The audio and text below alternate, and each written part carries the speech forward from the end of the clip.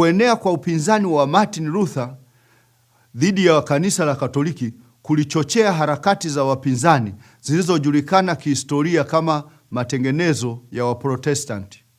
Mwaka 1521 madhehebu mengine yakaanzishwa mara baada ya kanisa la Lutheran kuibuka. Lingine likajulikana kama Wanabaptisti, yaani Wanabaptisti waliobatizwa upya kwa maji mengi wakiwa watu wazima, walioanza kama wapinzani dhidi ya kanisa la Katoliki na mafundisho yake ya kubatiza watoto wachanga. Maana yake tena, waliwabatiza tena wale waliobatizwa wakiwa watoto wachanga katika kanisa la Katoliki. Lakini jambo la kufurahisha hapa ni kwamba wanaharakati Wanabaptisti walizaa makanisa mengine mengi, ikiwa ni pamoja na Wabaptisti, Amish, Mennonite na ndugu katika Kristo. Kadiri uhuru wa kidini ulivyozidi kustawi, mipasuko dazeni kadha wa kadha ikaibuka, na unaweza kujionea mwenyewe katika mstari wa tarehe. Na huo ukawa ndio msingi wa kuzaliwa madhehebu kadha wa kadha ambayo yamekuwepo hadi siku hizi zetu. Baadhi ya madhehebu yalianza kwa nia njema ya kujitenga na mafundisho dhahiri yaliyokuwa si ya kimaandiko, wakati madhehebu mengine yalianzishwa kwa nia isiyo njema sana. Utagundua katika jedwali letu kwamba kanisa la Anglican lilianzishwa mwaka 1534. Lilianza kipindi Henry wa 8 alipotaka kutengua ndoa yake na Catherine wa Aragon. Kanisa Katoliki lilipokataa kuidhinisha talaka hiyo, matokeo yake Henry wa 8 ni kujitenga na kanisa la Katoliki na kuunda kanisa jipya lililojulikana kama kanisa la Anglican. Sasa basi, mambo haya yote yana maana gani kwetu? Jambo la msingi ni kwamba ukiangalia jedwali letu, mstari wa tarehe unawakilisha makanisa machache tu ukilinganisha na idadi kubwa iliyopo leo. Yapo yaliyoanzishwa kwa nia njema na mengine kwa nia mbaya, lakini kwa ujumla yote yalianzishwa na wanadamu.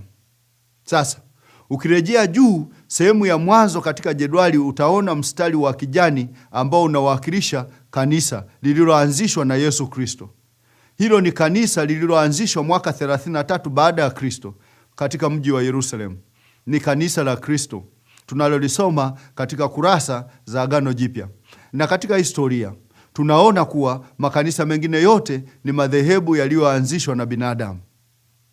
Sasa tunatumaini umeona kwa nini kuna makanisa mengi hivi. Na ujumbe huu tunapenda uingie na kupenya moyoni, kwa kuwa Yesu analaani faraka katika Yohana 17:20 na 21. Katika Yohana 17:21 na 20 na 21 anaomba Wakristo wawe na umoja kama yeye alivyo katika Baba. Tunapaswa kuwa sehemu ya kanisa lile alilolianzisha Yesu, kanisa lile moja alilolinunua kwa damu yake, si hayo ambayo yalianzishwa na wanadamu yaliyoinuka baadaye sana katika historia. Basi haya yote maana yake ni nini kwetu leo? Je, ndio kusema madhehebu ni ubatili? Rafiki yangu mpendwa, tunapenda kusema kwa nia njema kabisa, lakini pia kuwa wa kweli.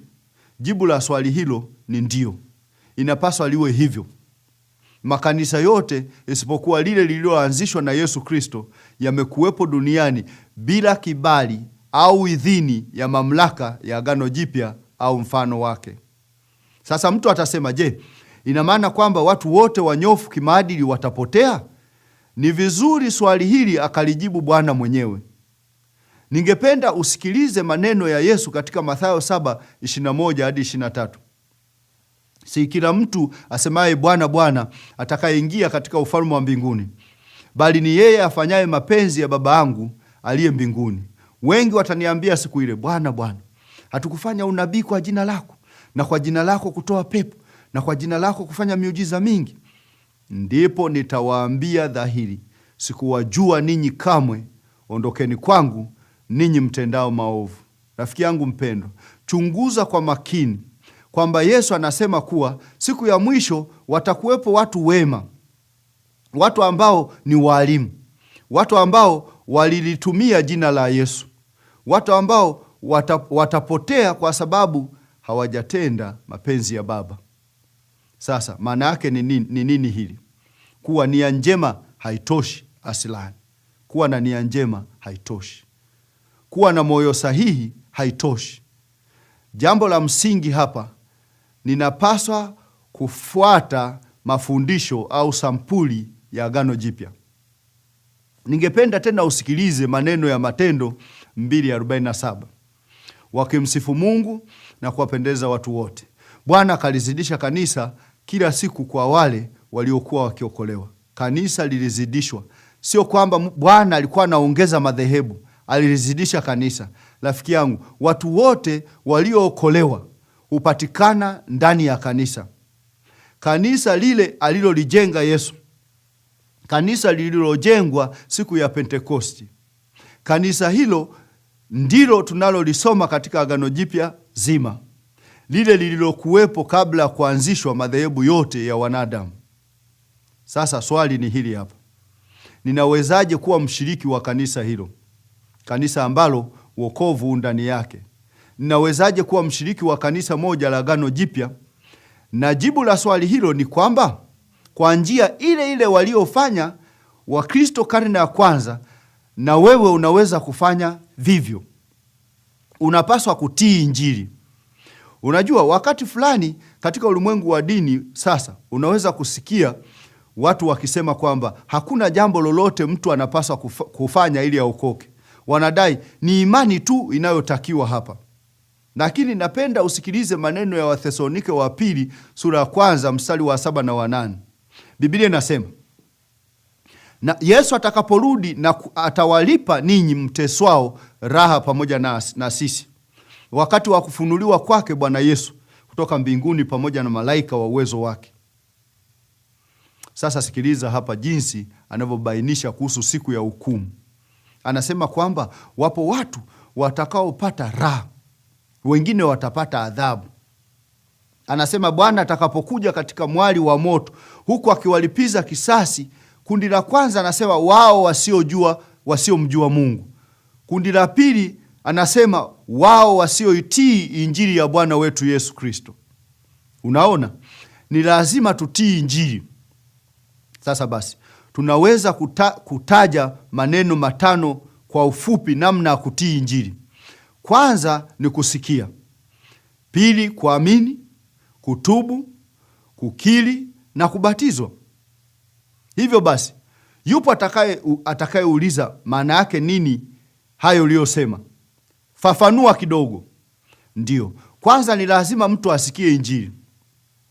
Anasikia Injili hiyo kwa sababu dhambi zake alizomuasi Mungu na mapenzi ya Mungu, na hatima yake dhambi hizo zitampeleka Jehanamu. Warumi 6 mstari wa 23 unasema, mshahara wa dhambi ni mauti. Mshahara wa dhambi ni mauti. Pia anasikia kwamba Yesu Kristo alikuja duniani akiwa Mungu katika mwili. Lazima asikie habari hizo. Alifanyika mwili ili kulipa fidia ya dhambi zake, ili kwamba yeye asiadhibiwe. Anasikia kwamba wokovu upatikana katika Kristo. Warumi 10 mstari wa 14 unabainisha kuwa mtu asiposikia ujumbe wa Injili hana matumaini. Hivyo basi, akishasikia ni lazima mtu huyo aamini ujumbe huo. Je, hilo linamaanisha nini hasa? Kuamini ni nini? Ni kitu gani ambacho mtu anapaswa kukiamini? Lazima afahamu kuwa Yesu ni Kristo, mwana wa Mungu. Yohana 8 mstari wa 24, Yesu anasema, msiposadiki ya kuwa mimi ndiye, mtakufa katika dhambi zenu. Lazima aelewe kuwa Yesu ni Mungu. Yohana 1:14, naye neno alifanyika mwili akakaa kwetu, nasi tukauona utukufu wake, utukufu kama wa mwana pekee atokaye kwa Baba, amejaa neema na kweli. Ni kweli kabisa kwamba mtu aamini katika kifo, maziko, ufufuo wa Kristo. Limekuwaje hilo? Tulipokuwa tungali wenye dhambi, Kristo alikufa kwa ajili yetu, Warumi 5 mstari wa 8.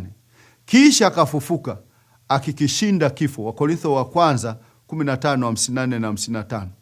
Warumi 10:9 panasema, kwa sababu ukimkiri Yesu kwa kinywa chako ya kuwa ni Bwana na kuamini moyoni mwako ya kuwa Mungu alimfufua katika wafu, utaokoka.